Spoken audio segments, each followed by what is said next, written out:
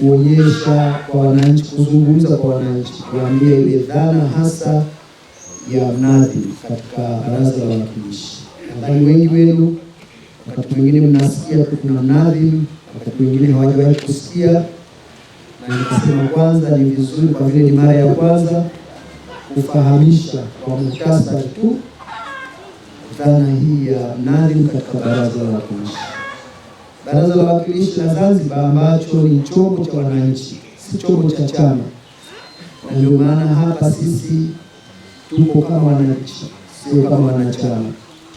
Sote hapa ni wananchi wa Zanzibar, wananchi wa Micheweni, wilaya hii, na Baraza la Wawakilishi ndio chombo chetu, ndio mtetezi wetu. Sasa baraza lile liliundwa kwa mujibu wa katiba na vifungu vya katiba ambavyo vimeliunda lile Baraza la Wawakilishi. Ikasema kutakuwa kuna wawakilishi wa kuchaguliwa majimboni.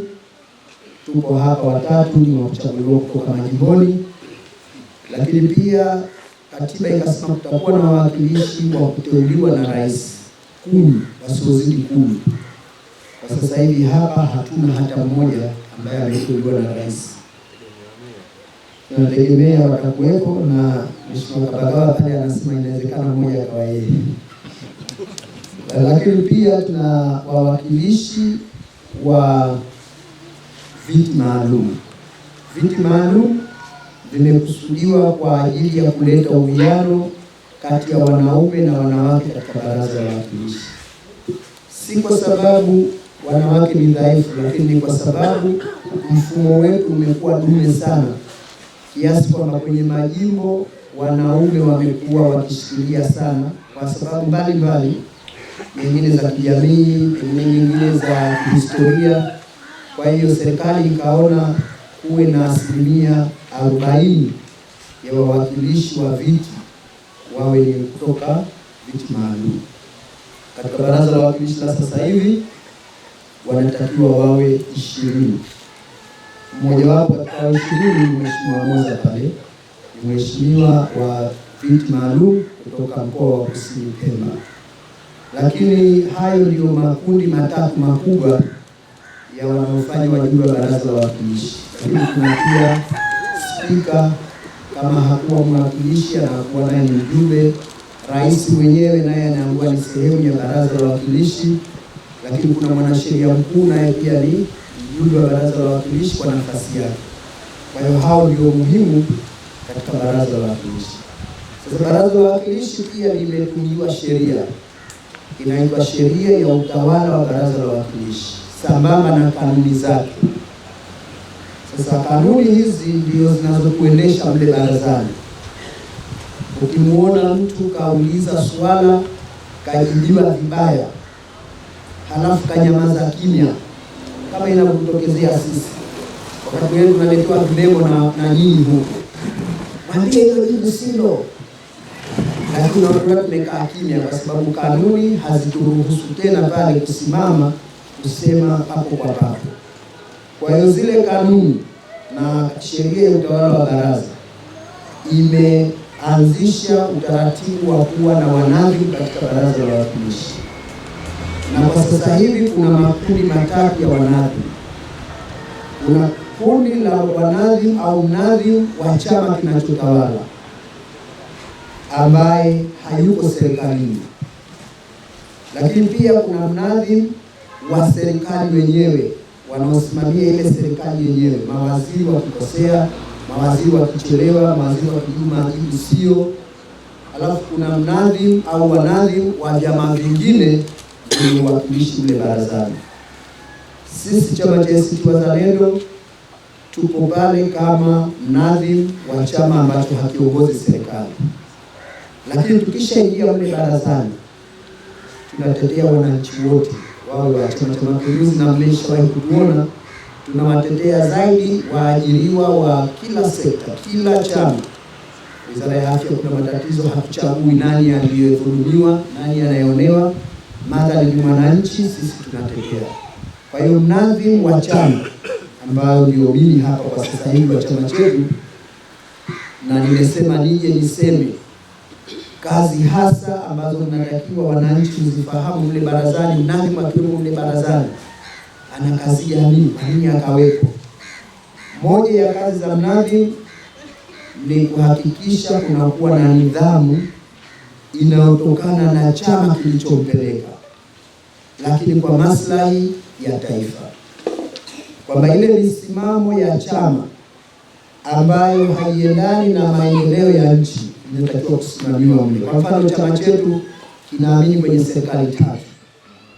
Mnadhimu hatokubali kumuona mjumbe wake mle anasimamia hoja inayopingana na serikali tatu. Huo ni mfano tu. Chama chetu sisi kinaamini kwamba ukombozi wa Zanzibar ni mamlaka kamili. Hatutofurahi, mnadhimu hatofurahi kumuona mwakilishi kutoka chama chake hatetei dhana hiyo au anaendeza dhana hiyo kwa mujibu wa kanuni zilizowekwa na baraza.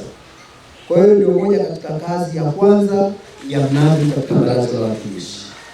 Lakini ya pili ambayo ni muhimu sana katika kuleta nidhamu ni mahudhurio. Imetajwa kabisa katika vifungu, kusimamia mahudhurio kwa wakati ya wale wajumbe wanaotokana na chama chake. Na hilo tumekuwa tukifanya. Ukiwa na mwakilishi jimboni kwako hahudhurii barazani, pengine anakuja muda anaotaka, anaondoka muda anaotaka, wanaonekana mle TV zinaona siku hizi. Kwa hiyo ile ni aibu ya yule mwakilishi, lakini mwenye dhamana ya kumwadabisha kwanza ni yule mnadhimu aliyomo mule, kwa sababu anawaona, anarekodi mahudhurio yao, anazungumza nao. Kwa hiyo ni miongoni mwa kazi pia za mnadhimu katika baraza la wawakilishi, kuhakikisha kwamba mnadhimu anasimamia attendance ya wanachama wajumbe katika baraza. Lakini lingine ni kuhakikisha kwamba anashughulika katika zile shughuli za baraza zenyewe. Wajumbe wangu nataka wafanye shughuli gani katika baraza hili? Kwa hiyo pia ni mnadhimu katika kupanga kwa kushirikiana na viongozi wa baraza. Na la nne ni majadiliano yatakayoleta, kama kuna conflict yoyote kati ya chama na wajumbe, kati ya wajumbe na wajumbe, kati ya vyama vya upinzani na chama chetu, kati ya uongozi wa chama na wajumbe, ni kazi ya mnadhimu pia. Na la mwisho kabisa ni kuhakikisha kwamba kunakuwa na makubaliano katika hili vyama kwa mujibu wa misimamo ya chama kilichopeleka. Kwa hiyo nitaka wakusaidia kwa muhtasari hizo ile dhana ya mnadhimu katika baraza la wawakilishi. Sasa mnadhimu anawajibika kuhakikisha kwamba wajumbe wake mle barazani wanazungumza, wanachangia kwa mujibu wa msimamo wa chama bila kuathiri maendeleo ya wananchi wetu. Na hiyo ndio kilichomleta hapa na wenzangu kuwauliza nyinyi wananchi, baraza letu linavyoenda sasa hivi. Kuna wengine hapa wameyaona mabaraza tokea chama kimoja vikaja vyama vingi kipindi kile cha chama kilichopita, kile chama cha CUF, wakiwa nusu kwa nusu wajumbe. Kimeona baraza wakiwa chama kimoja tu mle barazani wakati wa vyama vingi. Je, mwenendo wa baraza sasa hivi unakufurahisheni? Na kama haukufurahisheni, kipi mngetamani kuliona baraza, mngeliona liweje? Mngetamani liweje baraza sasa hivi? Mngetamani sisi wajumbe tufanyeje ili kulifanya lile baraza muwe mnaliangalia mara kwa mara, mnalisikiliza, mnafurahi, na sio kufurahi kwa sababu ya vichekesho, lakini mnafurahi kwa sababu linatugusa kwenye maslahi yetu ya maendeleo ya nchi yetu. Kwa hiyo ndio kilichotuleta hapa, mimi na wenzangu, kusikilizeni. Mnatamani kuona baraza la aina gani? Sisi tuwe watu wa aina gani mle barazani, ili nyinyi muweze kufungua redio na TV kuangalia. Kuna wengine baraza limefikia wakati akiona tu baraza la wawakilishi anafunga, anaenda zake shamba au anaenda zake kwenye shughuli nyingine. Sisi tunatamani ikifika kipindi cha baraza watu wawe na hamu ya kuangalia. Nyinyi ndio mtakao kuambia mnatamani tuwe na baraza la aina gani. Kwa hiyo sambamba na hilo, mtuambie hilo kwanza, lakini la pili pia mtuambie kwamba katika mwezi Septemba tunatarajia tutakuwa na miswada miwili. Mmoja unawahusu wachache hapa, unahusiana na kuanzisha shirika la magazeti, inafutwa sheria ya zamani, inaundwa sheria mpya ya shirika la magazeti Zanzibar la serikali. Huo mswada, anayefahamu na mwenye maslahi humo angetamani mambo gani ya msingi labda tuyagusie au tuyakumbushie au tuyasisitize wakati tukichangia ule mswada, kwa sababu utakuja kuwasilishwa mwezi Septemba. Lakini pia kuna mswada ambao takribani sote hapa unaturuhusu kuanzisha mamlaka ya maendeleo ya uvuvi.